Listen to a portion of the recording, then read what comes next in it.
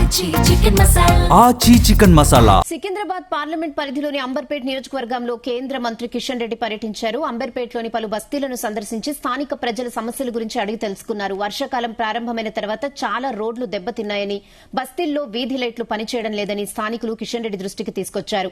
పలు కాలనీల్లో తాగునీరు అందక ప్రజలు తీవ్ర అవస్థలు పడుతున్నట్లు తెలుసుకుని వెంటనే జీహెచ్ఎంసీ జలమండలి అధికారులను సమస్యలను పరిష్కరించాలని ఆదేశించారు.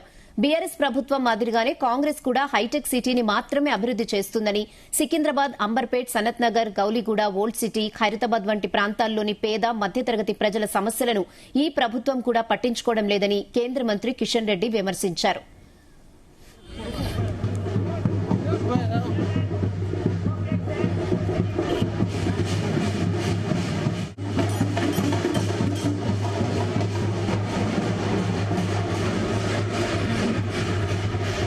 సికింద్రాబాద్ పార్లమెంట్ నియోజకవర్గ పరిధిలో శనివారము, ఆదివారము ప్రతి బస్తీలో తిరిగేటువంటి కార్యక్రమం చేపట్టడం జరిగింది.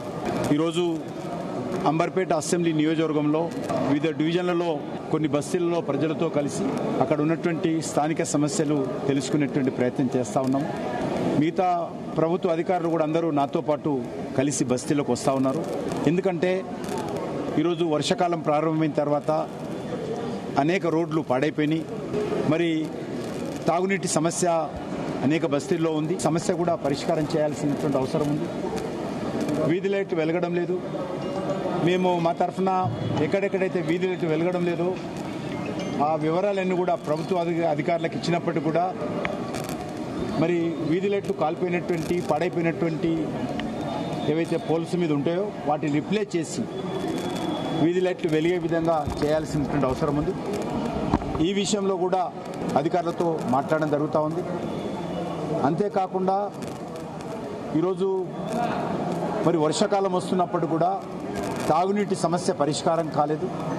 ఇంకా ఎండాకాలం లాగానే మరి చివరి ప్రాంతాల వరకు, చివరి ఇళ్లకు, చివరి బస్తీలకు తాగునీరు అందని పరిస్థితి ఉన్నది.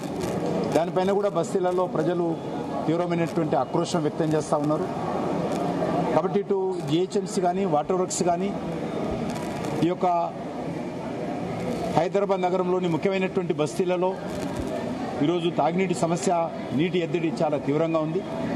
దీని పరిష్కారం కోసము వెంటనే చర్యలు తీసుకోవాల్సినటువంటి అవసరం ఉంది.